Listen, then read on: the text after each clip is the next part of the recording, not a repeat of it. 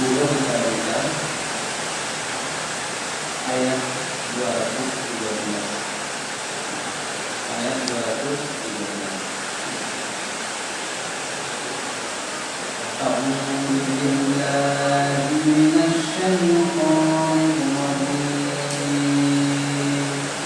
A'udzu billahi minasy syaithanir rajim. Bismillahirrahmanirrahim.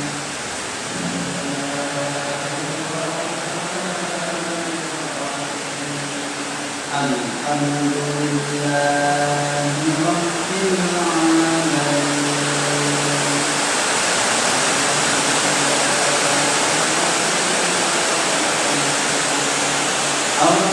Ar-Rahmanir Rahim.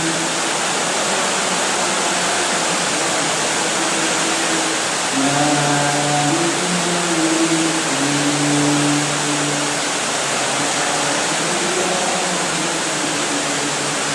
Iyyaka na'budu wa iyyaka nasta'in.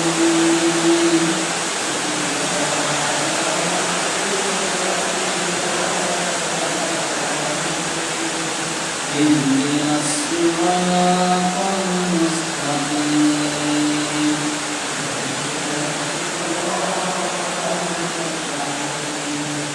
Siratal ladzina an'amta 'alaihim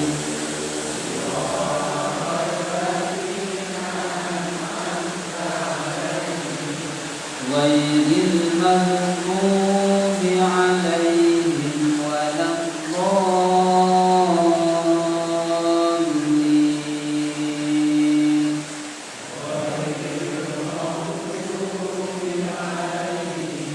Waladdallin.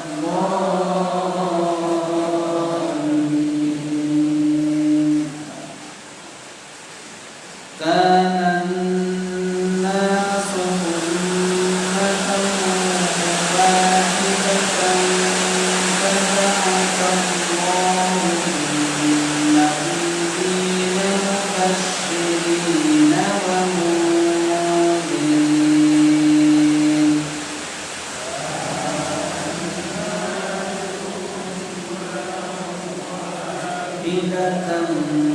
فبعث الله النبيين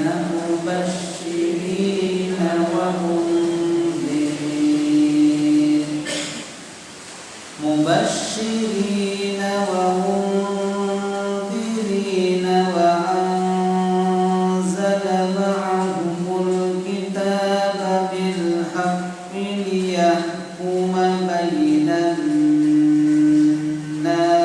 فيما اختلفوا فيه.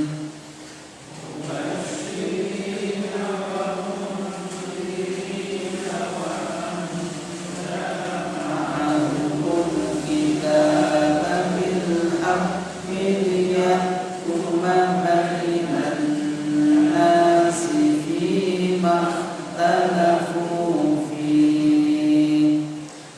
وما اختلف فيه إلا الذين أوتوه من بعد ما جاءتهم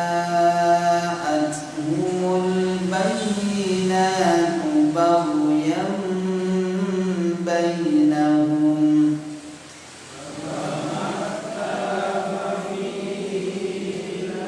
الذين أوتوه من بعد ما جاءتهم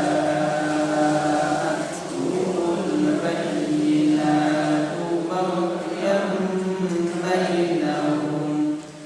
فهدى الله الذين آمنوا لما اختلفوا فيه من الحق بإذنه.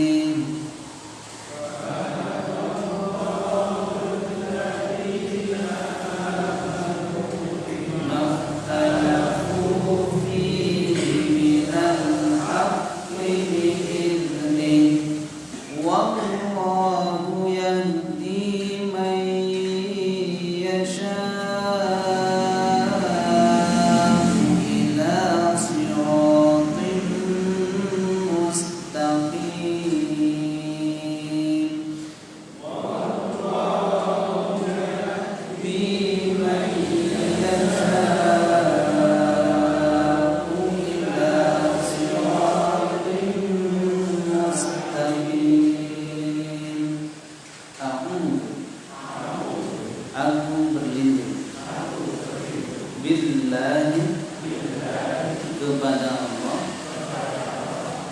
minasyaitani,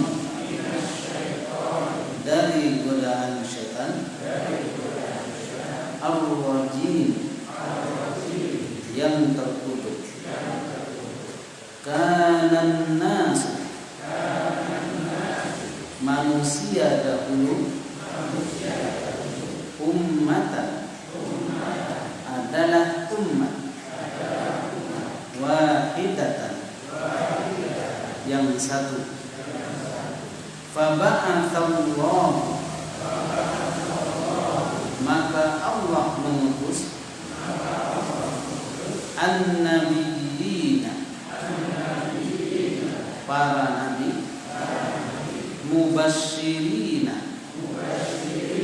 sebagai pemberi kabar gembira,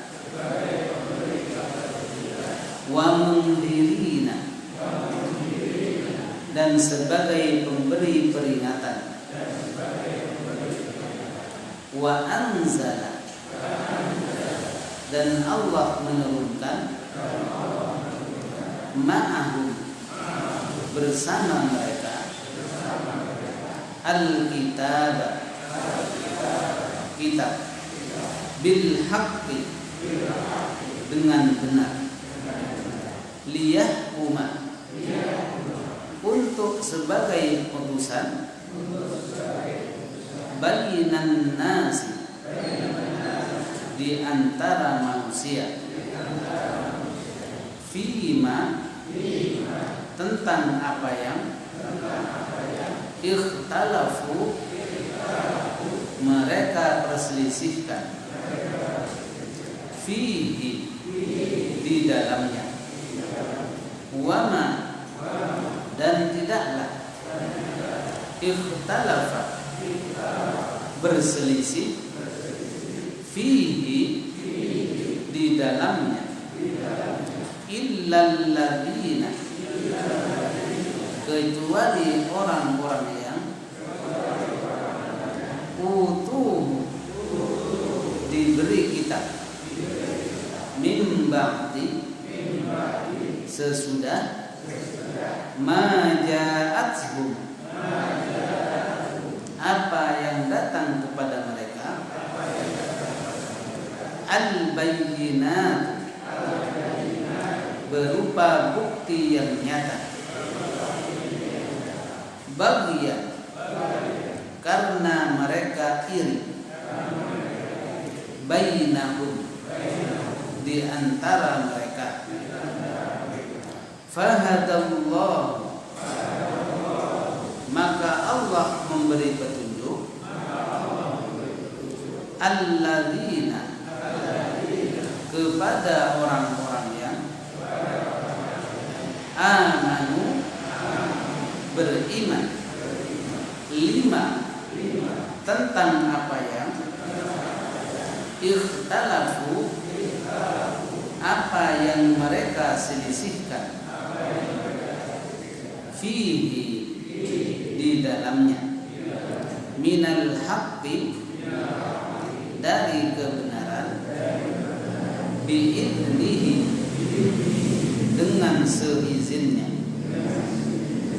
wallahu, dan Allah, yahdi, memberi petunjuk, mayyasha'u, terhadap orang yang Ia kehendaki,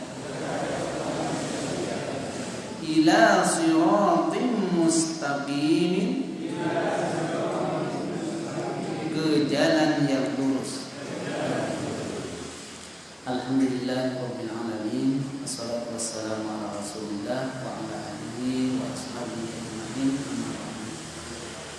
Bapak dan Ibu sekalian, puji dan syukur kepada Allah Subhanahu wa taala, salawat dan salam kita aturkan kepada junjungan Nabi Muhammad sallallahu alaihi wasallam.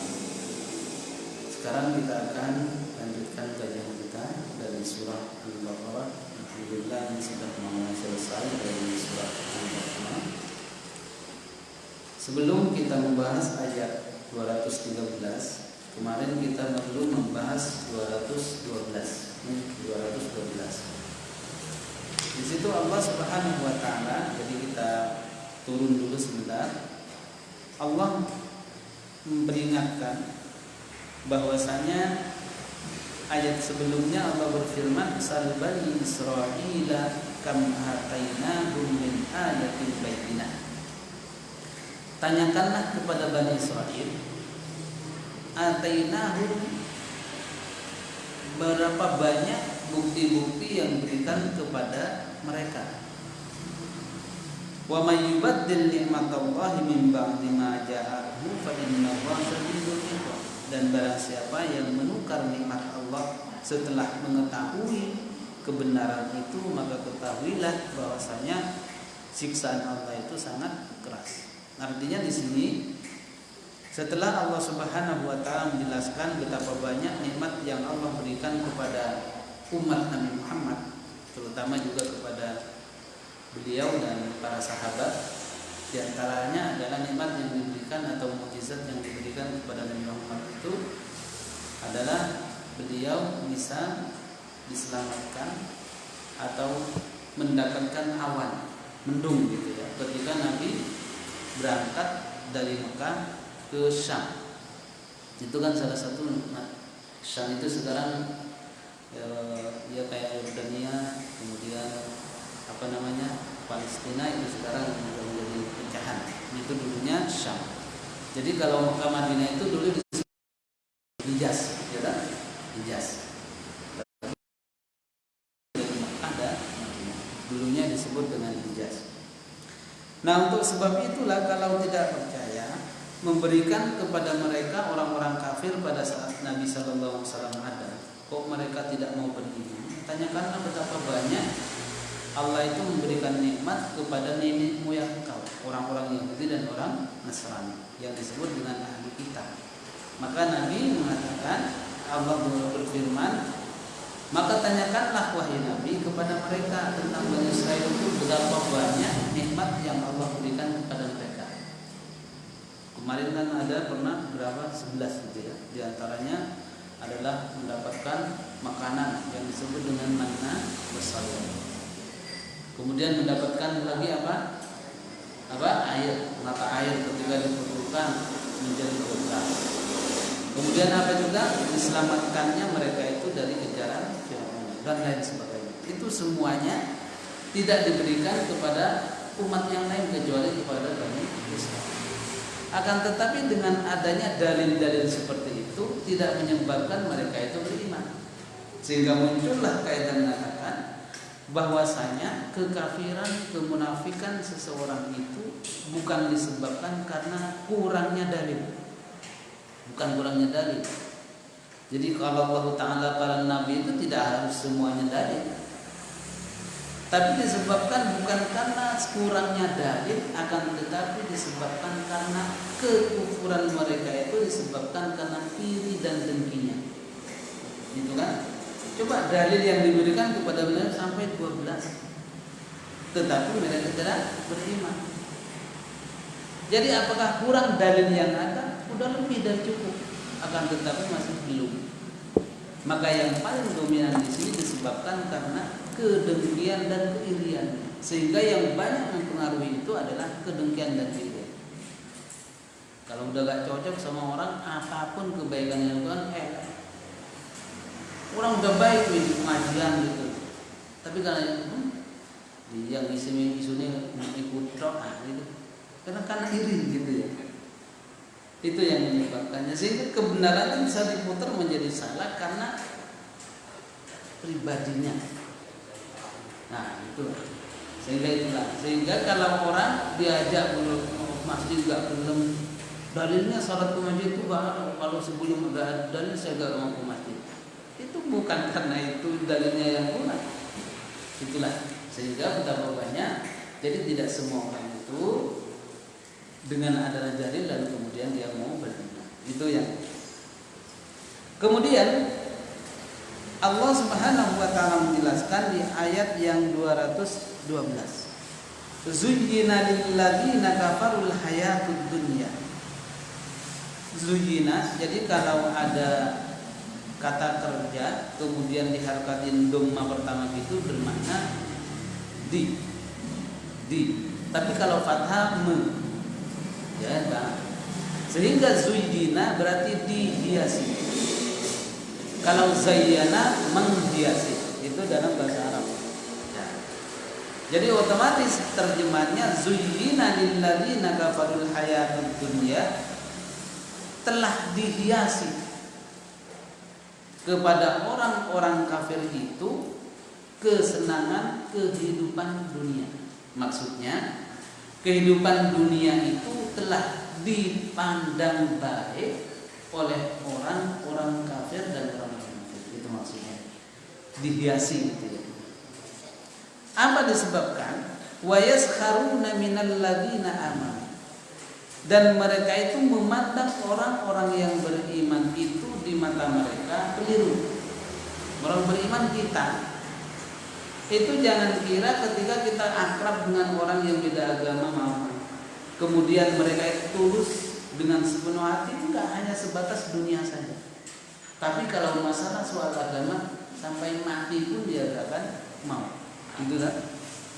Akrab karena kita di kantor sering dekat, itu akrab sebatas kantor aja. Tapi kalau udah disinggung masalah agama, jelas itu akan susah. Sehingga kata Allah Subhanahu wa taala, telah dihias kepada orang-orang kafir itu keurusan dunia saja. Dihasil menjadi bagus, enak dan lain sebagainya. Wa yaskharuna minal ladzina amanu, dan menganggap orang mukmin semua orang yang beriman itu salah. Kita maaf jangankan naudzubillah, jangankan kita dengan lintas agama yang sama-sama maaf Islam, agama kita Islam, tapi karena beda buku, ya kadang-kadang juga akut kok. Nah, bukan, misalnya itu pakai ini subah pakai kunut. Nah, seumpama. Kalau ada sebagian yang lain misalnya tuh enggak pakai kunut. Nanti aku kunut dewe. Nah, ya iso. Itu menandakan itu udah sama-sama raditu billahi rabba wa bil islam, tapi masih apa lagi yang lintas? Itu gambaran dikit.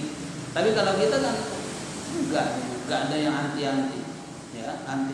Jadi jangan sampai kita itu pengajian kemudian nanti sholatnya kemudian karena beda lalu kemudian ngatuki dewe, ya enggak.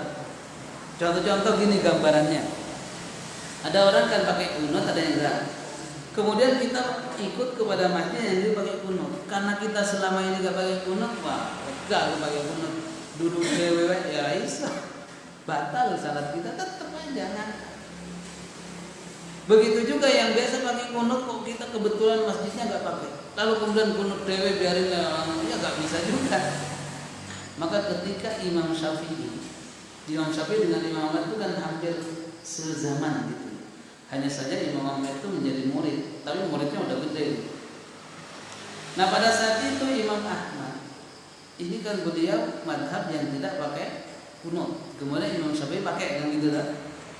Kemudian Imam Ahmad itu menjadi imam, di belakangnya ada Imam Syafi'i. Kemudian enggak pakai kunut begitu. Oh, murid-muridnya tanya, "Pak guru kok apa keliru kok piye? Kok pakai kunut biasanya orang?" Enggak, aku menghormati guruku yang di belakang Imam Syafi'i.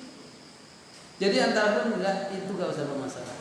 Semuanya ada dalil. Ya, yang enggak ada dalil itu enggak salah. Subuh, gitu ya.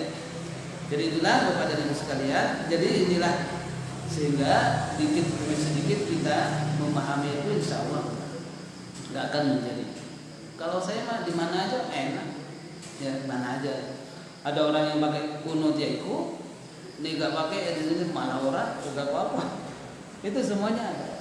Makanya kadang-kadang ketidaktahuan itu membuat kita menjadi kasar. Tapi kalau udah sering ngaji gini kan, apalagi ngajinya netral kayak gini gitu kan, nggak memihak ke B, nggak memihak ke A. Apalagi 0201 udah selesai gitu kan, jadi nggak ada masalah. Maka ini nggak ada. Jadi kita netral aja pengajiannya, ini tafsir yang intinya di situ bahas mana yang apa yang diajarkan oleh itu aja. Jadi kita agak membahas tentang ikhtilaf. Maka dari itu Dengan adanya pemahaman seperti itulah kita bisa juga kembali kepada masalah akidah. Oh iya, benar Pak. Mari kita nikmati dulu Bapak Ibu depan guru sekalian dan berdoa sebelum biasa ya Allah. Bismillahirrahmanirrahim.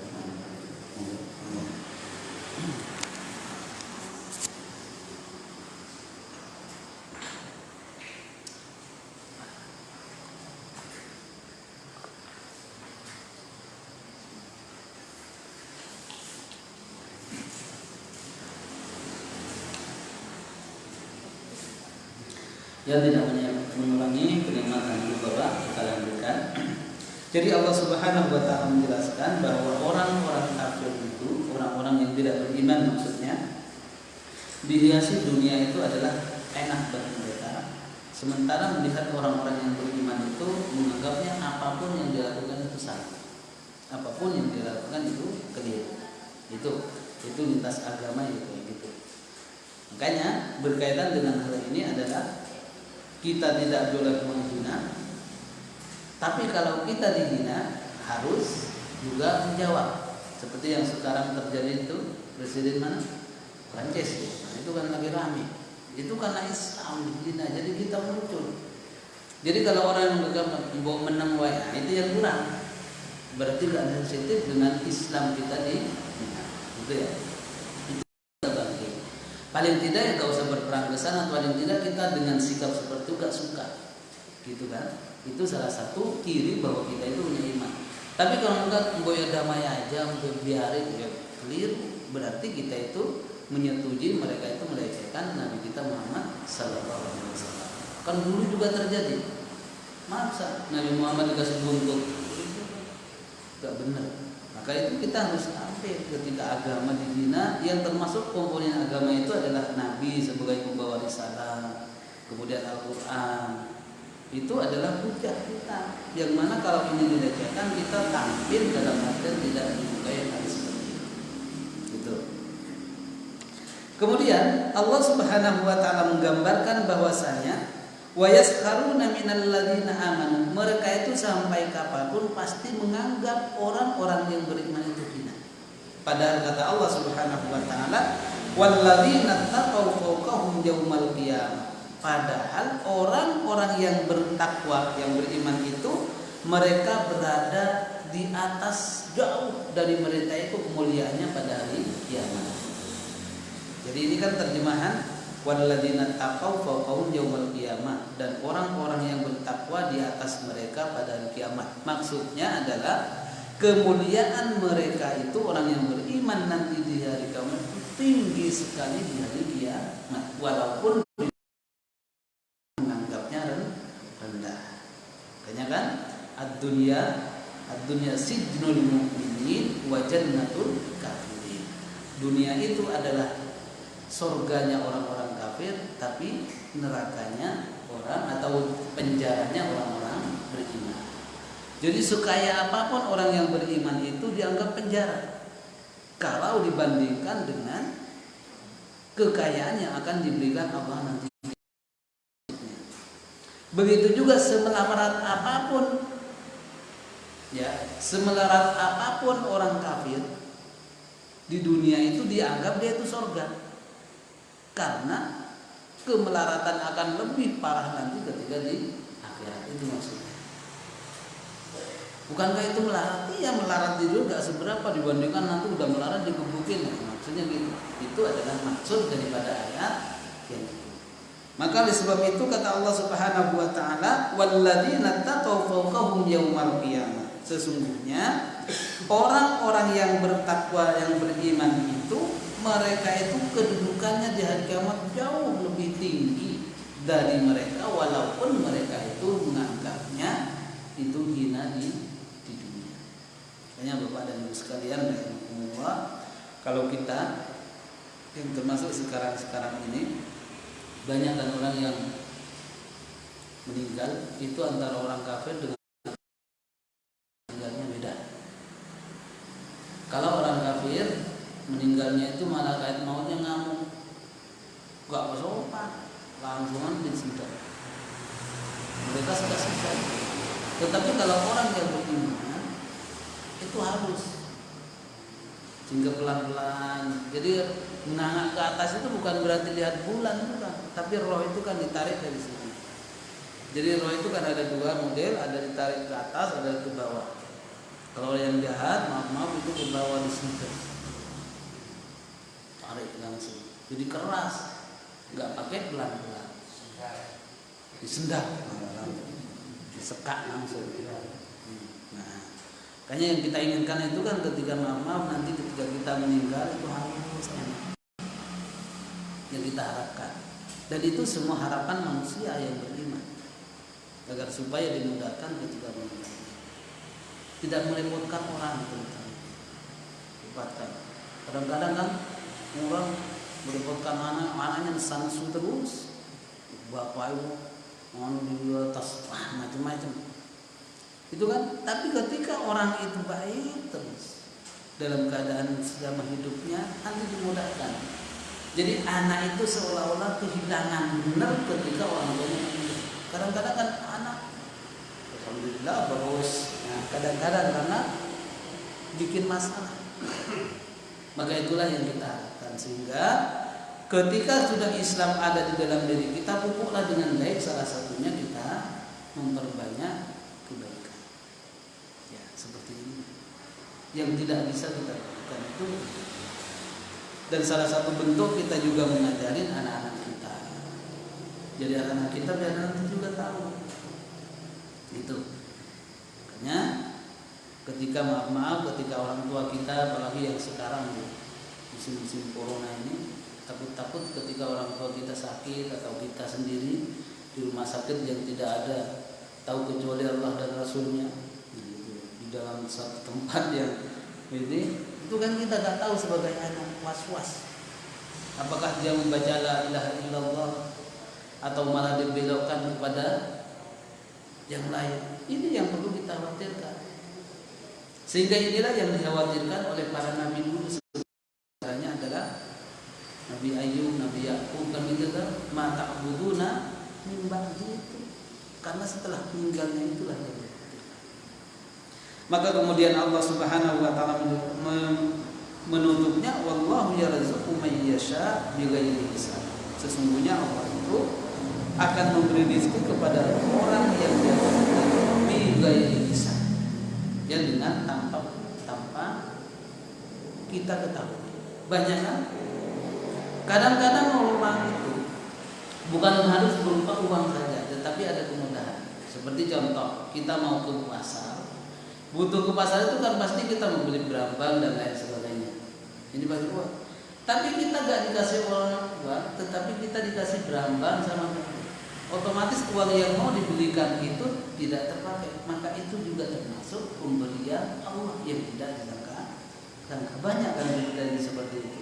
Harusnya belanja sekarang ini kacang panjang, bunga stelo dan lain sebagainya, tapi karena tetangga itu lagi panik, kemudian kita diantar. Itu otomatis kan sama dengan kita memberikan uang kepada tetangga. Itulah bentuk rezeki yang tidak kita sangka-sangka. Jangan hanya gelondongan terus yang diharapkan, tetapi dari bentuk yang lain itu memang Allah Subhanahu wa taala. Coba selama corona itu kan banyak sekali orang yang kena gitu ya. Tapi dengan adanya ada yang gak dikasih uang memang, tapi ada yang nasi dan lain sebagainya. Sehingga uang untuk nasi harusnya beli nasi tapi itu sama. Begitulah Allah Subhanahu wa taala memberikan rezeki kepada orang yang kehendaki. Termasuk sekarang bantuan apa? Presiden. Nah, itu kan nggak disangka-sangka juga. Walaupun juga roto ya, belicak-belicuk ya, terima aja. Walaupun ya antrinya ya suwe banget juga.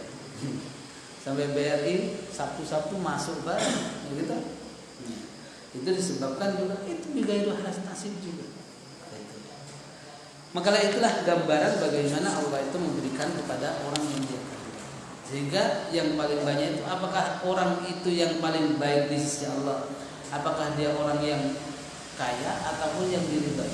Bukan orang yang kaya. Yang paling baik di sisi Allah itu adalah orang yang diridhai oleh. Berarti kalau sudah diridhai, walaupun tidak kaya diberi kecukupan. Apalagi yang sudah kaya.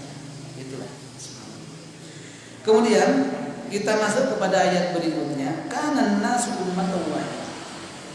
Jadi kalau ada kana seperti itu maknanya dulu. Kana nasu ummatan wahidah, dulu manusia itu berasal dari umat yang satu. Umat itu di sini pengertiannya adalah yang pertama, pengertian umat di sini adalah jamaah, kumpulan. Berarti terjemahannya dulu manusia itu dalam jamaah atau komunitas yang satu. Kemudian yang kedua, Ibnu Abbas mengatakan bahwa umat di sini adalah millah. Millah itu agama. Berarti terjemahnya kana nasu ummatan wahidah, dulu manusia itu dalam agama yang satu. Semuanya benar. Jadi kenapa di sini maksudkan artinya dulu setelah Nabi Adam alaihissalam ada di bumi ini, itu semua umat itu satu, agamanya satu, millahnya satu, yaitu agama yang dibawa oleh Nabi Adam alaihissalam. Gak ada pembucu keturunan agama, gak ada. Adanya Islam, gitu kan? Islam. Jadi dari Nabi Adam, di dalam sini disebutkan dari Nabi Adam, masa Nabi Adam sampai Nabi Nuh. Jadi Nabi Nuh itu kan nabi yang pertama kali, rasul yang diutus gitu ya. Kalau Nabi Idris itu kan mengikuti apa yang diajarkan oleh Nabi Adam. Mulai rasulan itu dimulai daripada Nabi Nuh. Itu. Dan pada saat itu jarak dari Nabi Adam ke Nabi Nuh itu di sini disebutkan 10 generasi. Berarti 10 abad. Berarti berapa? 1000 tahun kurang lebih. Jadi riwayat Ibnu Abbas mengatakan bahwasanya kana baina Nuh wa Adam asyrata quruna kulluhum ala syari'atin minal haqq. Bahwa jarak daripada Nabi Adam sampai Nabi Nuh itu 10 generasi atau 10 abad, dan semua itu dalam syariat yang sama atau dalam millah, agama yang sama.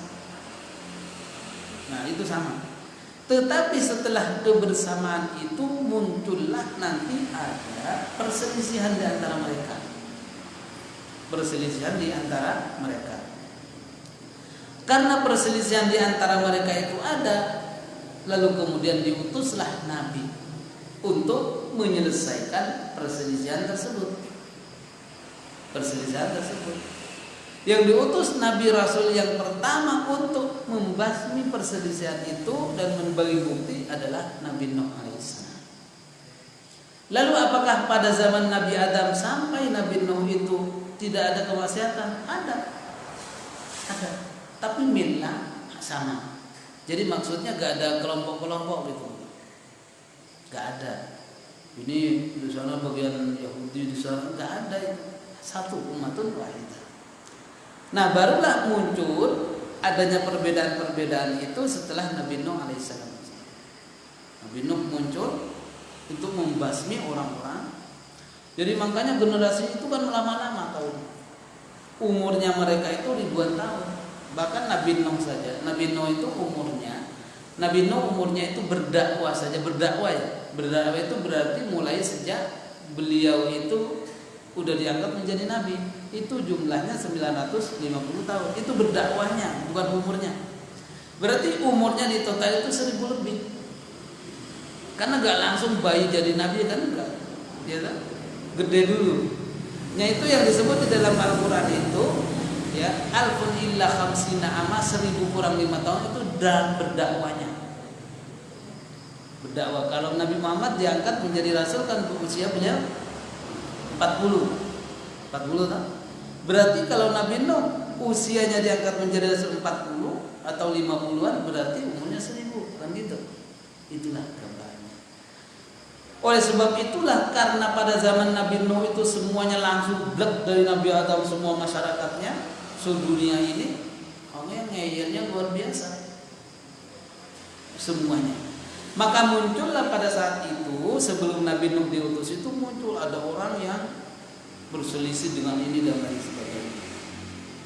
Maka barulah diturunkan oleh Allah Subhanahu wa taala sebagaimana diturunkan di sini adalah fa ba'atsallahu nabiyyin. Nabiyyin itu adalah jamak dari nabi. Nabiyyin, apa perbedaannya nabiyyin sama nabiyun? Sama. Itu artinya para nabi. Hanya saja kalau nabiyyin itu posisinya dia itu mansub namanya. Kalau marfu itu namanya mansub. Seperti apa bedanya Rasulullah sama Rasulullah? Ya sama, hanya posisi kalimatnya yang beda. Kalau asyhadu an la ilaha illallah wa asyhadu anna Muhammadar Rasulullah. Muhammadar Rasulullah. Tapi kalau la ilaha illallah Muhammadur, enggak boleh Muhammadar. Gitu. Kalau syahadat dar, tapi kalau kalimat la ilaha illallah itu lu Muhammadar Rasulullah. Kalau syahadat Rasulullah itu artinya sama. Hanya yang memerintahkan sebelumnya yang berbeda. Itu masuk kepada pembahasan nanti ada namanya kalimat atau tata bahasa. Jadi diutuslah umat pada saat itu diutus para nabi. Para nabi yang pertama yang diutus untuk membasmi kemungkaran itu dan menjadi rasul, maka ada yang disebut dengan Nabi Nuh alaihissalam. Jadi Nabi Nuh itu mengganggu semua umat mulai dari Nabi Adam sampai Nabi Idris, semuanya beliau. Jadi sedunia. Oleh sebab itulah karena beliau saking enggak mampunya sampai mengeluh di dalam surat Nuh sendiri, bagaimana mereka itu ngeyelnya luar biasa, sehingga berdoa kepada Allah, mampuskanlah semua. Coba sampai begitunya. Tapi Nabi udah sabar dulu no. Nah, sabarnya Nabi ini sampai 950 tahun. Wali Muslim. Nah oleh sebab itulah karena Nabi Nuh sudah gak sanggup lagi, kemudian berikan petunjuk. Caranya seandainya Nabi Nuh itu alaihissalam umatnya masih ada keturunannya sampai sekarang yang jelek-jelek itu, niscaya lebih parah lagi dari Bani Israil. Tapi kenapa pada saat mereka itu melanggar, lalu kemudian Nabi Nuh alaihissalam diperintahkan untuk membuat perahu safinah namanya. Dan akhirnya pada saat itulah jadi umatmu yang baik masukkan ke perahu, yang lainnya nanti habis itu semua. Nah, gitu kan? Pokoknya naik perahu dihina dulu. Jadi disuruh buat perahu, tetapi jadinya masih belum ada. Nanam dulu. Akhirnya setelah nanam, udah jadikan. Jadi arsiteknya bukan dari orang sini, tapi langsung mereka. Nah, ini berapa tingkat? Gitu? 3 tingkat kan? Berarti tingkat itu kemudian dibinasakan. Dan disebutlah semua dunia pada saat itu tsunami-nya bukan hanya berapa, tapi 44 hari, 44 malam. Jadi mereka di perahu itu 44 hari, coba bayangkan gitu. Jadi ke Mekah aja walaupun jauh seperti itu tidak sampai 40 hari. Nah itulah Allah Subhanahu wa ta'ala menjelaskan agar supaya mereka itu yang mau melakukan kebaikan agar supaya dia tetap bertobat, tetapi kalau enggak biar dihabisin oleh Allah. Apakah ada yang bertobat? Sebagian dari mereka itu ada yang bertobat minta ampun dan kemudian ikut kepada Nabi Nuh, tapi sebagian yang bertobat. Termasuk yang tidak mau bertobat itu anaknya sendiri yang disebut dengan Kan'an. Jadi yang terkenanya Kan'an, tapi anak Nabi Nuh itu banyak, tetapi dia Muslim. Sing orang Muslim menggui kalau ibu itu, ibunya itu yang nggak mau sama anaknya, sehingga anaknya yang namanya Kan'an begitu juga ibunya ke neraka.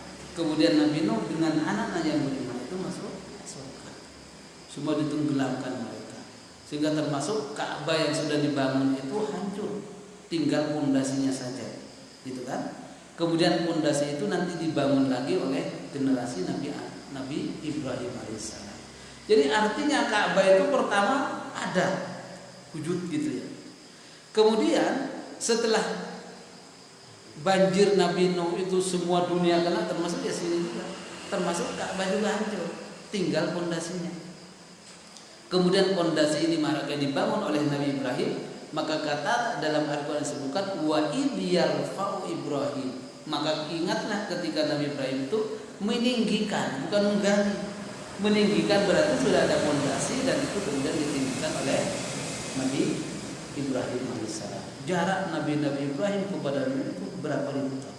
Berarti dunia itu sudah sepuh gitu ya diibaratkan. Jadi gitu. Makanya di sini disebutkan bahwasanya Allah Subhanahu wa taala memberikan kenikmatan kepada orang ya, kepada umat Nabi Muhammad itu di sini tafsirannya bahwasanya itu memang datangnya belakangan, akan tetapi nanti di akhirat duluan. Gitu. Umat Nabi Muhammad itu diampuni dosanya duluan daripada mereka gitu ya. Jadi mereka udah lama di bumi, Nabi Muhammad baru gitu. Begitu juga Al-Quran itu terakhir diturunkan, tetapi sebagai penyempurna dari kitab-kitab sebelumnya. Sehingga di sini disebutkan apa tujuan Rasul dan Al-Quran dan kitab yang lain ini diturunkan kepada Nabi. Satu utamanya, yang pertama mubasysyirin. Jadi tujuan adanya Al-Quran, tujuan adanya Nabi, tujuan utama pertama mubasysyirin, memberi kabar gembira bagi orang-orang yang beriman. Dan tujuan Nabi diutus ke dunia, para rasul, yang pertama memberi kabar gembira bagi orang yang beriman. Jadi kalau orang beriman sampai meninggal itu udah gembira. Kemudian tujuan yang kedua, wa mundhirin, dan memberi peringatan bagi yang melanggar. Tujuannya itu. Jadi mubasysyirin adalah diri. Jadi kalau orang namanya orang mubasyir sama mundhir itu sama bagus. Itu adalah visi misi daripada diutusnya Nabi dan Rasul ke dunia, adalah memberikan pengkabar gembira dan juga memberi peringatan. Kemudian yang ketiga tujuannya wa anzala ma'hul kitabal haqqi liyahkuma bainan nas. Tujuannya adalah untuk memberikan keputusan yang seadil-adilnya. Jadi itu tujuannya Nabi diutus untuk memberi keputusan kepada kaumnya itu seadil-adilnya. Bukan seberat-beratnya, tapi seadil-adilnya. Makanya istilahnya banyak orang yang mengatakan, mohon ini pembunuh ini dihukum seberat-beratnya. Ya, ke dalam Islam bukan seberat-beratnya, tapi seadil-adilnya. Seadil-adilnya itu bisa berat, bisa ringan, tergantung amannya. Maka itulah Allah Subhanahu wa taala. Coba kalau sudah adil menurut Allah, itulah yang paling adil. Maka oleh sebab itu kemudian Allah Subhanahu wa taala jelaskan liyahkuma bainan nasi fi makhtalafu fi. Disebabkan karena mereka itu banyak yang berselisih pendapat. Untuk berselisih pendapat itu agar supaya mereka itu baik, maka diturunkanlah nabi dan diturunkanlah pada rasul. Satu kecil contoh sebelum kita tutup, bahwasanya Nabi Sulaiman itu masuk kecilnya udah pernah dicoba. Ada dua orang ibu, dia sama punya anak satu kecil masih bayi. Kemudian dua-duanya itu semuanya ke sawah zaman dulu.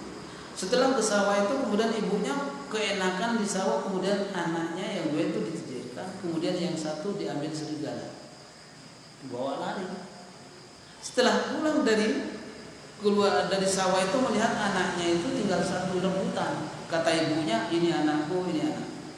Karena semuanya saling merebut, lalu kemudian dibawalah kepada Nabi Sulaiman. Nabi Sulaiman, ini anakku. Dia ibu itu ngaku-ngaku kan. Karena ribut, Nabi Sulaiman perkataan yang baik, yang adil apa mengatakan? Coba taruhlah ibu bayi itu di situ, kemudian kita akan belah dua. Biar adil, katanya gitu. Itu cobaan. Nabi Sulaiman cerdasnya luar biasa. Kita akan belah satu, yang satunya untuk ibunya, yang satunya enggak. Untuk melihat orang ngapusin itu ternyata Nabi Sulaiman. Akhirnya setelah mau dibelah itu, yang satu yang ibunya beneran nangis. Nabi Sulaiman, wes, daripada dibelah bayi itu, mendingan enggak usah. Kasihkan aja sama ibu itu. Kemudian yang ibu jatuhnya, oh ya wes, itu yang adil katanya. Belah dua aja. Setelah yang satunya ibunya itu menangis karena gak pantas kalau anak yang gak bersalah itu harus dibelah, biarlah dia yang mengambil. Kemudian Sulaiman langsung mengatakan, Bu, ibu yang gembira atas kebelahan anak ini, ibu inilah yang sebenarnya yang ngaku-ngaku. Sementara ibu yang nangis ini, inilah ibunya beneran. Ketemu. Itu adalah keadilan yang pas. Ternyata setelah ditanya, betul dia mengatakan iya. Ternyata memang ini anaknya ibu itu, anakku yang kena dibawa serigala. Itu kan keadilan yang diberikan oleh Nabi kepada kaumnya. Insya Allah kita sambung lagi penjelasannya tentang masalah ini. Itu masih ada 2 ayat lagi tentang masalah bagaimana Allah Subhanahu wa taala memberikan gambaran kepada orang-orang yang beriman dan orang-orang yang dicoba oleh Allah Subhanahu wa taala. Mudah-mudahan kita semua termasuk orang yang nantinya ketika kembali dari Allah kita membawa la ilaha illallah Muhammadur Rasulullah dan dijauhkan dari perpecahan dan perpisahan. Mari kita akhiri, kita tutup dengan sama-sama membaca doa kafaratul majlis. Subhanakallahumma wa bihamdika asyhadu an la ilaha illa anta astaghfiruka wa atubu ilaik. Terima kasih. Wassalamualaikum.